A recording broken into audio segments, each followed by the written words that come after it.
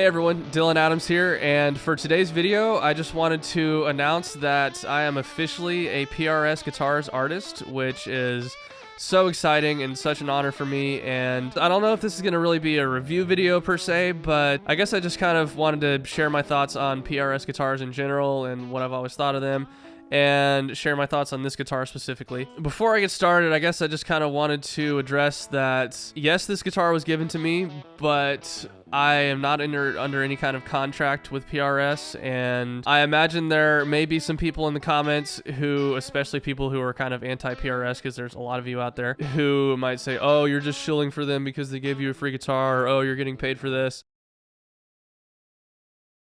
Well, I mean, go right ahead. You can say or think whatever you want. But just like with the B&G guitar for the last video, they did not ask me to do this. I just wanted to do this. Just know that I always want to be completely open and transparent with you guys, and I am not going to promote anything on here unless I actually like it. So, PRS guitars. I have always liked them. I've always dug what they're about. And it's funny because as soon as I posted about getting this guitar on Instagram and TikTok, I got several comments and direct messages saying things like, haha, you with the PRS, question mark, question mark. I didn't think you'd be a PRS guy. Whoa, that's weird.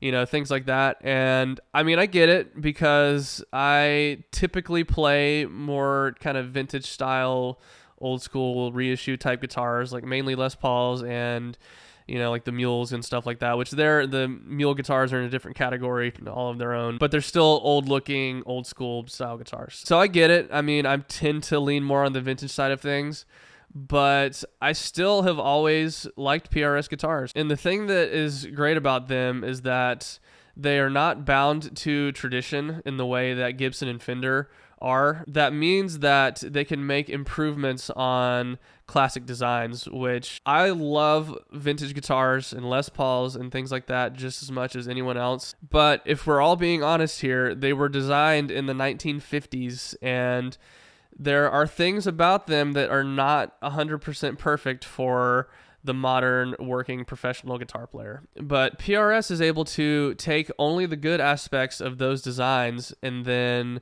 tweak and improve upon the not so good aspects. They also have a very high level of attention to detail, which I appreciate personally because I'm a pretty detail oriented, meticulous guy when it comes to just life in general, and especially with guitars and gear.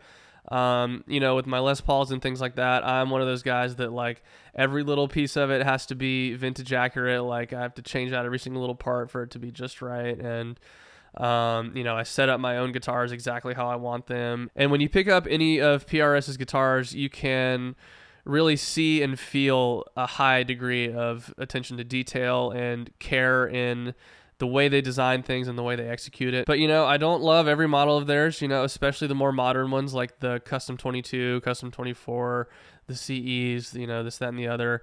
I've always gravitated more towards the McCartys, like the 594 and the regular McCarty, and especially the McCarty Hollow Body 2. I played one of those things a while back, you know, probably a year ago, and that guitar was absolutely incredible. So I've always leaned towards their more vintage ones, but regardless, I still appreciate all of the modern updates and appointments that they put into their more traditionally inspired guitars. And so that brings me to this guitar. So they didn't reach out to me until after this had already come out, so I found out about this guitar at the same time as everyone else. And I gotta be honest, my first reaction to both of them, this one and the Miles Kennedy, were like a lot of people's, where the first 10 seconds that I looked at these two guitars, I was like, I don't know, they look kind of weird. But the more I looked at this one specifically, the NF53, the more it grew on me, and the more I learned about its specs, I was more excited about it. And so,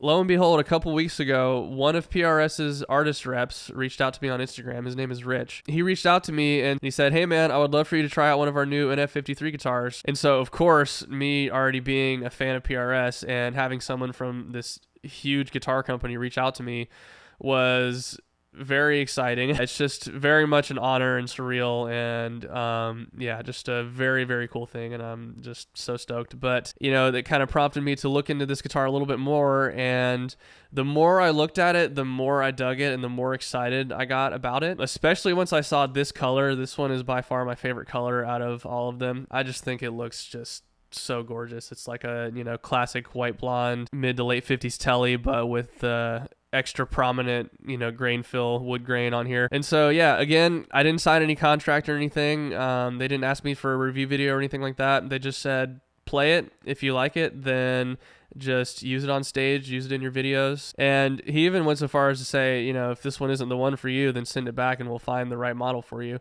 which is really awesome and I really appreciate. But it turns out I really, really dig this guitar, and it's a total keeper. So let's get into my experience with the NF53.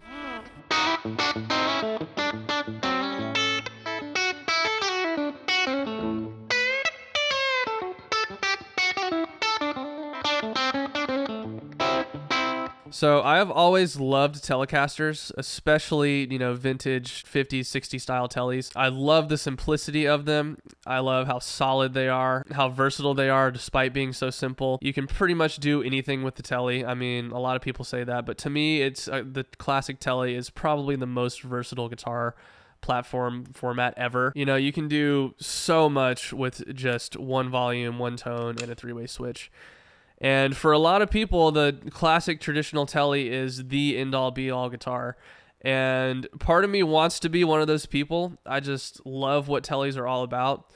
But for me, there have always been certain things about them that just make them not 100% usable for me as a gigging guitarist. Namely, they hum, they sometimes aren't the most playable, and lastly, traditional single coils tend to have way less output than humbuckers and P90s, which is what I normally would use.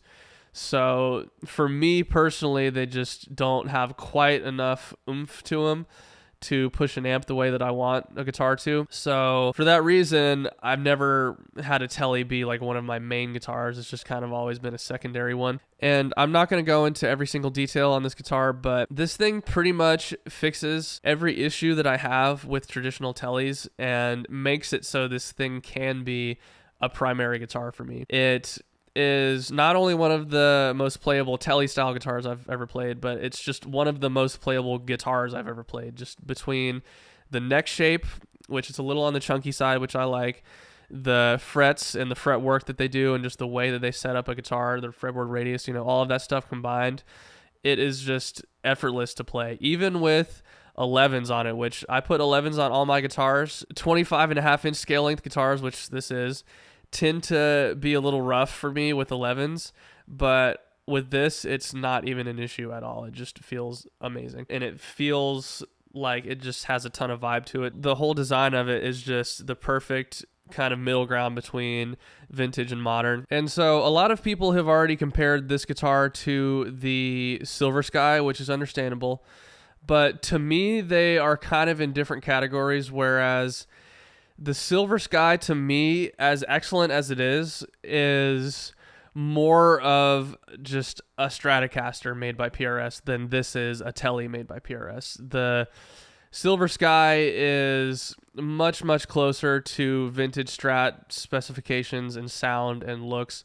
Obviously, it still has the PRS isms to it, you know, PRS headstock and everything, and, you know, just the small details that make it a PRS, but it's a Strat. And this is obviously inspired by a telly, but to me, there are enough things that are different about it, especially the pickups and just other aspects of the design that make it more of its own thing. Every single little thing about this guitar feels like it was designed with intent and purpose and taste. For example, part of the charm of a Telecaster is that thick slab body with no contours, no cutaways, no nothing. And this does have contours to it. It has an arm carve and it has a belly carve, but they're not drastic. They're subtle, and when you hold it, it still feels like, especially in the arm carve, it still feels like it has some of that slabbiness to it, but it's just enough to where it feels comfortable and ergonomic to play. And when it comes to the pickups and the tone of it, you know, if you are a complete vintage tele tone aficionado and you will accept nothing less than 100% accurate Telecaster tone, then this won't do it for you. But for me, it has just enough of that old school tele sound, especially in the bridge pickup. The neck pickup, it's kind of like a big fat, like halfway between a Strat neck pickup and a P90 to me.